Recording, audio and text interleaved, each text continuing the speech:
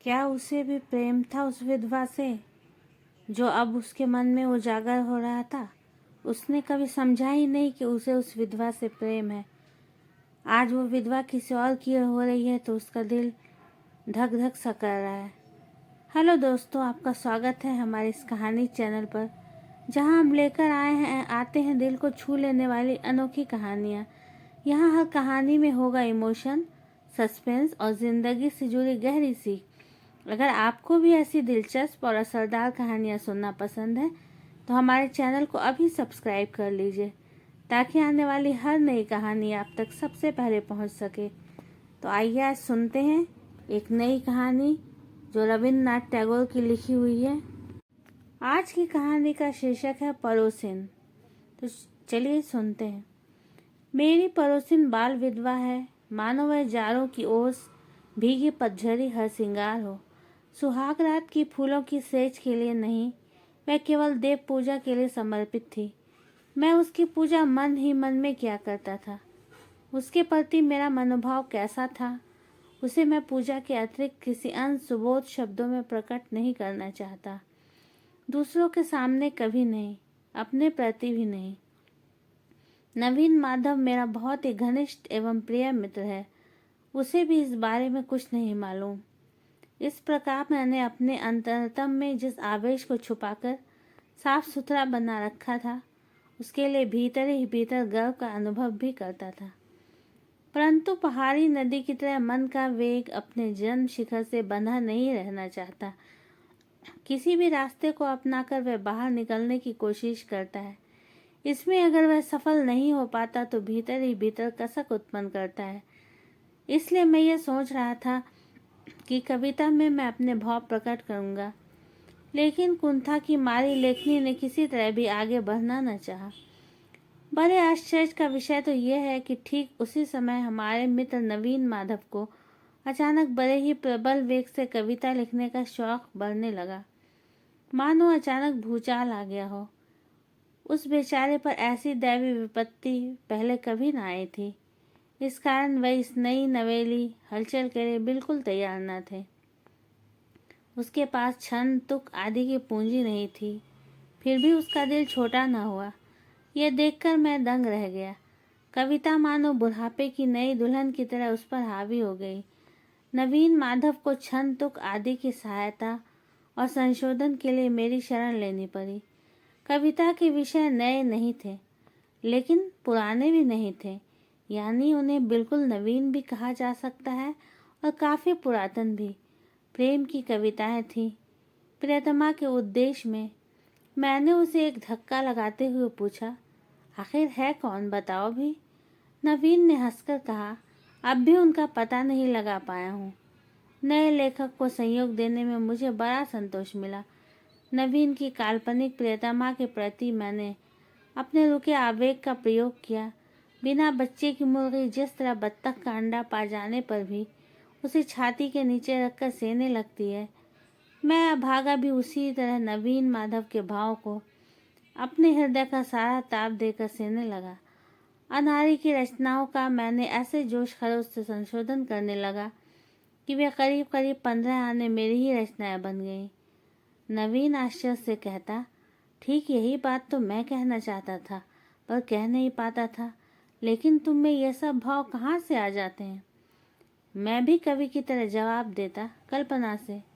इसका कारण यह है कि सत्य नीरव होता है और कल्पना वाचाल। सत्य घटनाएं भाव स्रोत को पत्थर की दबाए रखती हैं, कल्पना की उसका मार्ग मुक्त करती है। नवीन गंभीर चेहरा लिए कुछ देर सोचता, फिर कहता, देख रहा हूँ बात कुछ ऐसी ही है। ठीक कहते हो।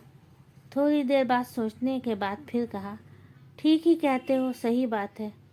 पहले ही बता चुका हूँ कि मेरे प्रेम में एक प्रकार का कातर संकोच है, इसलिए मैं अपनी बात कुछ भी लिख नहीं सका। नवीन को पर्दे की तरह बीच में रखने के बाद ही मेरी लेखनी अपना मुंह खोल सकी। रचनाएं मानो रस से पूर्ण हो ताप से फटने लगी। नवीन बोला, ये तो तुम्हारी ही रचना है, इसे तुम्हारे ही नाम से प्रकाशित करें।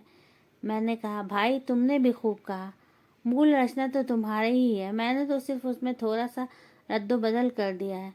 धीरे धीरे नवीन भी ऐसा ही समझने लगा। ज्योतिर्विद जिस प्रकार नक्षत्र के उदय की प्रतीक्षा में आकाश की ओर निहारा करता है, मैं भी उसी तरह कभी कभी अपने बगल के मकान की खिड़की की ओर देखा करता था। इस बात को अस्वीकार नहीं कर सकता, कभी कभी भक्त का वह बेचैनी से देखना सार्थक भी हो जाता। उस कर्मयोग में डूबी ब्रह्मचारिणी की सौम्य मुखश्री से शांत शीतल ज्योति झिलमिलाकर क्षण भर में मेरे मन की सारी बेचैनी दूर कर देती थी।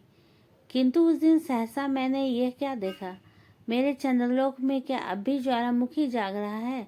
वहाँ की सुनसान समाधि में डूबी पहाड़ी गुफा का सारा अग्निदाह क्या अभी तक पूरी तरह बुझा नहीं है? उस दिन वैशाख के दोपहर को पूर्वोत्तर दिशा में बादल घिर रहे थे। उस घिरी हुई आंधी की बदली भरी तेज चमक में मेरी पड़ोसन खिड़की के पास अकेली खड़ी थी। उस दिन उसकी शून्य में डूबी घनी काली आंखों में मैंने दूर तक फैली हुई एक कसक देखी। तो है, मेरे उस चंद्रलोक में अब भी ताप है, अब भी वहाँ गर्म सांसों की हवा बहती है। वह देवताओं के लिए नहीं, मनुष्य के लिए ही है। उस दिन उस आंधी के प्रकाश में उसकी दोनों आंखों की तेज छटपटाहट उतावले पक्षी की तरह उड़ी चली जा रही थी, स्वर्ग की ओर नहीं, मानव के हृदय के घोंसले की ओर। उत्सुक आकांक्षा से चमकती उस दृष्टि को देखने के बाद मेरे लिए अपने बेचैन मन को काबू करना मुश्किल हो गया। तब केवल दूसरे की कच्ची अनगर कविताओं के संशोधन से मन नहीं भरा, मेरे अंदर भी किसी प्रकार का काम करने की चंचलता पैदा हो गई। तब मैंने ये निश्चय कर लिया कि बंगाल में भी विधवा विवाह प्रचलित करने के लिए मैं अपनी सारी चेष्टा का प्रयोग करूंगा। केवल व्याख्यान और लेख लिखकर नहीं, आर्थिक सहायता देने के लिए भी मैं आगे बढ़ा। नवीन मेरे साथ बहस करने लगा। उसने कहा, चिरवैधव में एक पवित्र शांति है। एकादशी की धुंधली चांदनी से प्रकाशित समाधि भूमि की तरह उसमें एक महान सौंदर्य है। क्या वह विवाह की संभावना मात्र से नष्ट नहीं हो जाएगा? ऐसे कवित्व की बातें सुनते ही मुझे गुस्सा आ जाता है। अकाल में खाने के अभाव में जो व्यक्ति घुल घुल कर मर रहा हो, उसके पास हट्टा खट्टा कोई व्यक्ति आकर यदि भोजन की भौतिकता के प्रति घृणा प्रकट करते हुए फूल की सुगंध और पक्षियों के गीत से मरते हुए का पेट भरना चाहे तो वह कैसा लगता है? मैंने गुस्से में आकर कहा, सुनो नवीन, कलाकार कहते हैं कि खंडहर का भी एक सौंदर्य होता है, लेकिन किसी घर को सिर्फ चित्र के रूप में देखने से ही काम नहीं चलता, क्योंकि उस घर में रहना पड़ता है। कलाकार कुछ भी कहता रहे, उस घर की मरम्मत ज़रूरी है। वैधव के बारे में दूर बैठकर तुम चाहे जितनी कविताएं लिखना चाहो, किंतु ये तुम्हें याद रखना चाहिए कि उसमें आकांक्षाओं से भरा एक मानव हृदय अपनी विचित्र वेदना के साथ वास करता है। मेरा ख्याल था कि नवीन को मैं किसी भी तरह अपने दल में नहीं खींच सकूंगा, इसलिए मैं उस दिन ज़्यादा गर्मी से बातें कर रहा था। लेकिन सहसा मैंने देखा कि मेरे भाषण के अंत में उसने एक गहरी सांस ली और मेरी सारी बातें मान ली। मुझे और भी बहुत सी अच्छी अच्छी बातें करनी थी, पर उसने उसका मौका ही नहीं दिया। लगभग हफ्ते भर बाद नवीन ने आकर कहा, तुम अगर मदद करो तो मैं खुद विधवा विवाह करने को तैयार हूँ। मेरी समझ में एक बात आ गई कि उसकी प्रियतमा काल्पनिक नहीं है। कुछ अरसे से वह एक विधवा नारी को दूर से प्यार करता रहा है, पर किसी ने इससे उसे ये प्रकट नहीं किया। जिस मासिक पत्र में नवीन की उर्फ मेरी कविताएं प्रकाशित होती थी, वे पत्रिकाएं ठीक जगह पर पहुंच जाया करती थी। वे कविताएं व्यर्थ नहीं गईं। बिना मेल मुलाकात के ही हृदय आकर्षित करने का ये उपाय मेरे मित्र ने ढूंढ निकाला था। लेकिन नवीन का कहना है कि उसने कोई षड्यंत्र कर ऐसी तरकीब निकाली हो, सो बात नहीं।